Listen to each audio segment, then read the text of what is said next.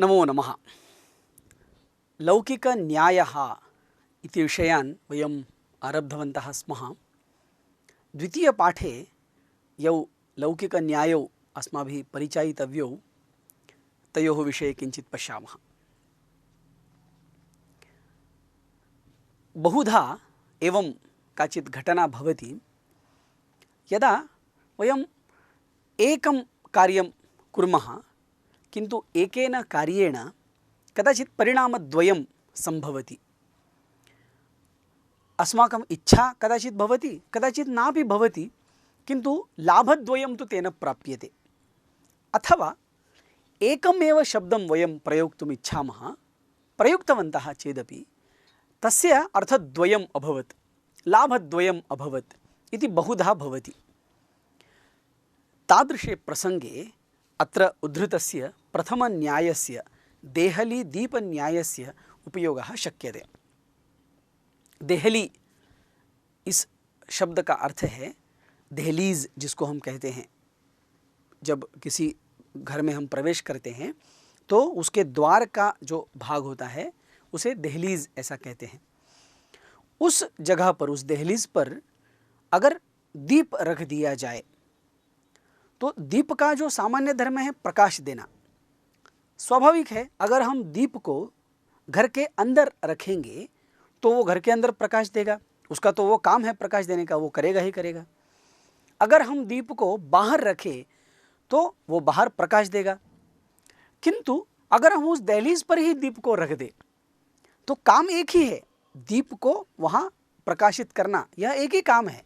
किंतु उसको अगर हम दहलीज पर रखते हैं तो एक ही दीप से घर के अंदर भी प्रकाश होगा और घर के बाहर भी प्रकाश होगा। इसी संदर्भ में अगर हम कोई काम करते हैं, जैसा हमने पहले देखा कि उस एक काम से अगर दो फल सिद्ध हो रहे हैं, एक शब्द से अगर दो अर्थ निकल रहे हैं और दोनों का उपयोग हो रहा है, तो उस जगह पर इस न्याय का, देहली दीप न्याय का प्रयोग हम कर सकते हैं। सरल है, हम करते भी हैं आनंद से। दूसरे न्याय की तरफ देखते हैं। हमारे कईयों के जीवन में, लगभग सभी के जीवन में यह प्रसंग आया होगा कि हम कहीं जाते हैं और दुकान में गए ऐसा समझिए, और देखते हैं कि हमारे पास इतनी बड़ी एक सूची है, कुछ वस्तुएं हमें खरीदनी है। हम वहाँ गए, उनके पास सूची दे दी और खड़े हैं। एक एक वस्तु वो बांध रहा है, नाप रहा है, तोल रहा है, सब कुछ चल रहा है। और कोई दूसरा व्यक्ति आता है, छोटी सी कोई वस्तु मांगता है और चला जाता है। हम खड़े के खड़े रहते हैं। इसी प्रकार की एक घटना घटित हुई है जिसके आधार पर इस न्याय का निर्माण हुआ है। सूची और कटाह, ये दोनों शब्द, इनको हम थोड़ा समझेंगे। सूची का अर्थ है सुई, छोटी सी सुई जो है लोहे की बनी हुई वो, और दूसरा कटाह, कटाह का अर्थ है कढ़ाई। तो कढ़ाई और सूची ये दोनों भी लोहे से बनने वाली वस्तुएं हैं। तो प्रसंग ऐसा है कि कोई व्यक्ति कढ़ाई बनाने के लिए लोहार के पास गया और उसे कहा कि भाई कढ़ाई बना दो। वो जैसे ही बनाना शुरू कर रहा था तब तक दूसरा कोई सज्जन वहाँ पहुँचा और उसने कहा कि भाई मुझे सुई बना दो।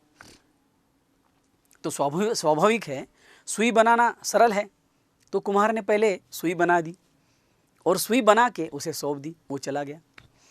और जो कढ़ाई बनाने के लिए आया था उसे कुछ प्रतीक्षा करनी पड़ी। किंतु स्वाभाविक है, अत्यंत सरल है, हम भी उसकी जगह होते तो शायद वही करते कि जो काम सरल होता है और जिस छोटे सरल काम से किसी की तृप्ति हो सकती है, पहले वो कर देना चाहिए, और जिसे थोड़ा समय लगने वाला होगा वो हम स्वाभाविक रीति से बाद में करते हैं। तो सूची कटाह न्याय से अभिप्राय ये है इस लोकोक्ति से कि सरल काम पहले कर लेना चाहिए, वो विवेक हमारे पास होना चाहिए, और जो क्लिष्ट है, जिसमें ज़्यादा समय लगने वाला है, वो थोड़ा सा बाद में करना चाहिए।